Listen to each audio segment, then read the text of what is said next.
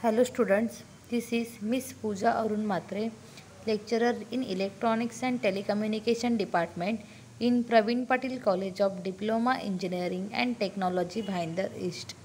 Today's topic is CND chapter number 3 Physical Layer part 6. The learning course outcomes are unguided transmission media and their types. First type is radio wave transmission and second type is microwave transmission. In last lecture, we learn about the guided transmission media and their types. Unguided media.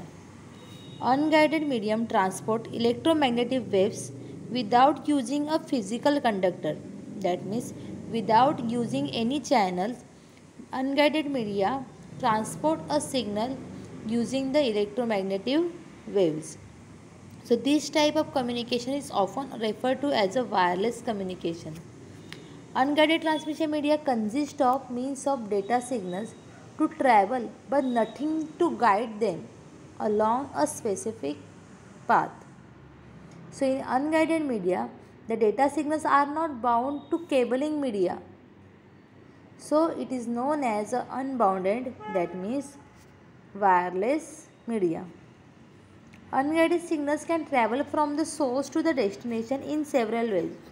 First is ground propagation, sky propagation and line of sight propagation. So unguided media is a wireless communication and it uses electromagnetic signals.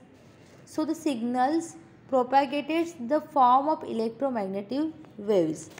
So this medium uses air, vacuum and even of water to transfer the signals. So air is the most commonly used wireless medium. The signals which are broadcasted through the air are available to anyone who has a device capable of receiving them, and it is mainly used for the broadcasting purpose. So before understanding the different types of wireless communication medium, first we understand the wireless signal travel. So the signals can be sent, that means the propagated with the following time, that is ground propagation, sky propagation and line of sight propagation. Here the diagram showing the ground propagation, sky propagation and line of sight propagation. The ground wave propagation, first one is the ground wave propagation. It is follows the curvature of the earth.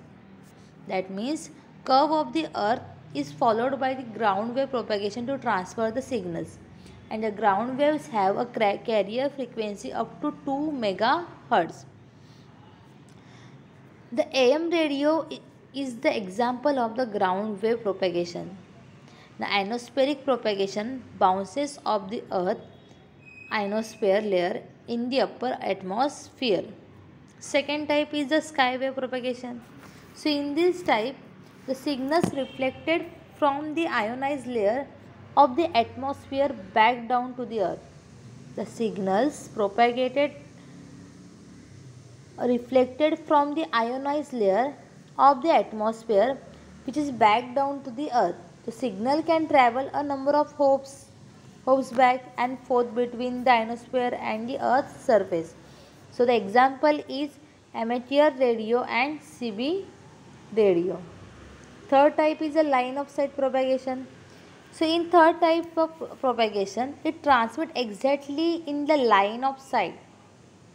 So the receiver station must be in the view of the transmit station. So they have to be in a line. So it is sometimes called a space wave or line of sight propagation. Types of unguided media. Types of unguided media is also known as a wireless transmission. So there are the four types of the unguided media: radio wave transmission, microwave transmission, infrared transmission and satellite transmission. So in today's lecture we will learn about the radio and the microwave transmission. Radio wave transmission. Electromagnetic waves having a frequencies between the 3 kilohertz to the 1 gigahertz are called a radio wave. That means the electromagnetic waves frequency between the 3 kilohertz to the 1 gigahertz is known as radio waves. So radio is a transmission of signals through the free space by modulation of the electromagnetic waves with the frequencies. So radio waves are omnidirectional, that is, they travel in all the directions from the source. Radio waves are omnidirectional, that means they travel in all directions from the source. So because of this property, the transmitter and receiver need not to be aligned. Because of this property, transmitter and receiver need not to be aligned, and radio waves can penetrate the buildings easily, so they can widely used for the communication, both indoors and the outdoor communication. So radio waves use omnidirectional antennas that they send out the signals in all directions. So the properties of the radio waves are frequency dependent at the low frequencies. So radio wave passes through the obstacles also. The power falls off sharply with the distance from the source are roughly in the air. So at the high frequency, radio wave tends to travel in a straight line and bounces off the obstacle. That means they have a low frequency, so they can passes through the obstacle. But when they use the higher frequency, they have a obstacle, bounces on the obstacle. The radio signal also absorbed by the rain also. So the uses of the radio waves are AM and FM radio, television, cordless telephone, cellular telephone, and the wireless LAN. Here the diagram showing the radio wave transmission. The figure shows the radio transmission using omnidirectional. That means all the signals are available for the anyone.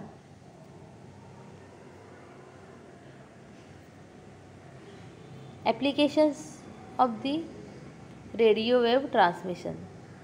It is the omnidirectional characteristics of the radio waves make them useful for the multicasting, in which there is a one sender but many receiver. And a second application is AM and FM radio, television, maritime radio, cordless phones, pagings are the examples of multicasting. Advantage and disadvantage of radio wave transmission.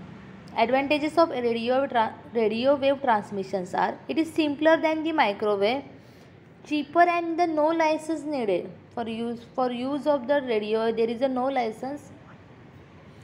Third one is it has a higher speed at low frequency.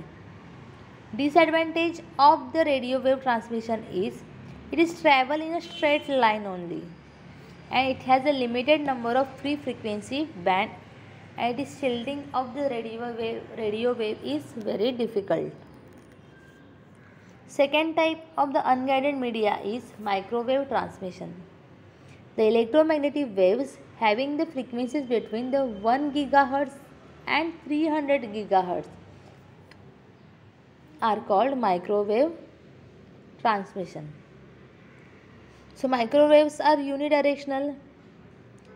So when an antenna transmit a microwaves, so they can narrowly focus. This means that the sending and receiving antennas need to be aligned.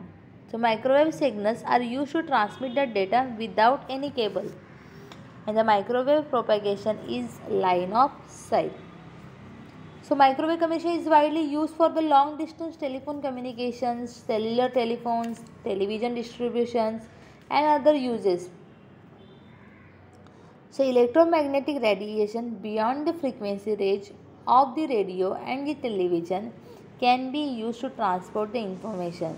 So microwave transmission is usually a point to point using the directional antenna with a clear path between the transmitter and receiver. So the figure shows the microwave transmission. So microwave transmission is a line of sight transmission.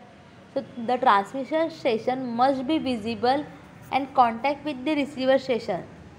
Here we see in the diagram the transmission station is exactly visible to the receiver station. So this sets a limit on the distance between the station between the stations depending on the local geography.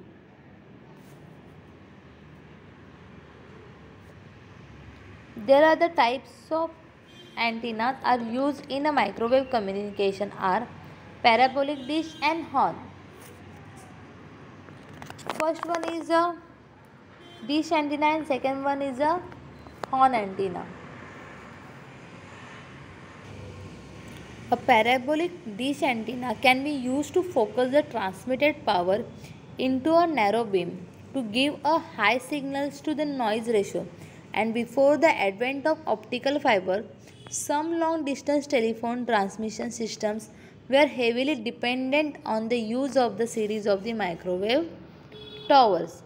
So because of the microwave travels in a line of sight, the curvature of the earth limits the maximum distance over the microwave towers to transmit, and the repeaters are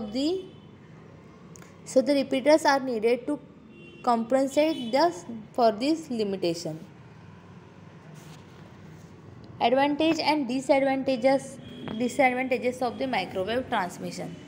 First one is the advantage of microwave transmissions are it is used for the long distance telephone communication.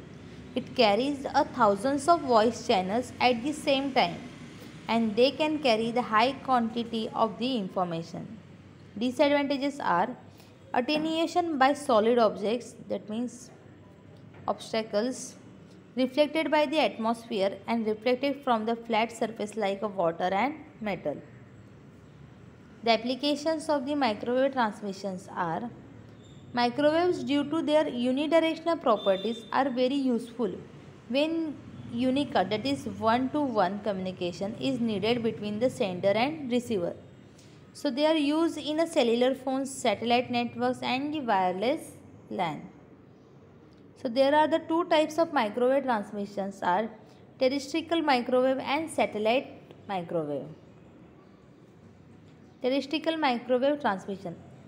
It transmits a tightly focused beam of the radio frequencies from one ground microwave antennas to the another. So terrestrial microwave transmission system tightly focused beam of the radio frequencies from one ground based microwave antennas to the another. So it is typically used for the directional parabolic antennas to send and receive a signals in the lower gigahertz range. So these signals are highly focused and physical path must be line of sight. So the relay towers are used to extend the signals, and terrestrial microwave systems are typically used when using the cabling cost is prohibitive. Second one is the satellite microwave transmission. This is a microwave relay station which is placed in outer space. The satellites are launched either by the rockets or space shuttles carry them. So in this the signal the transmitted from ground station to the satellite, and then after amplifying from satellite to the other ground station. So a satellite is a body that revolves around the earth. So just the same way the earth revolves around the sun. The satellite can be artificial man-made human. So in the satellite microwave, the signals are transmitted from the ground to the satellite, and then after amplifying the satellite to the ground station. So it covers a large geographical areas than the terrestrial microwave. Thank you.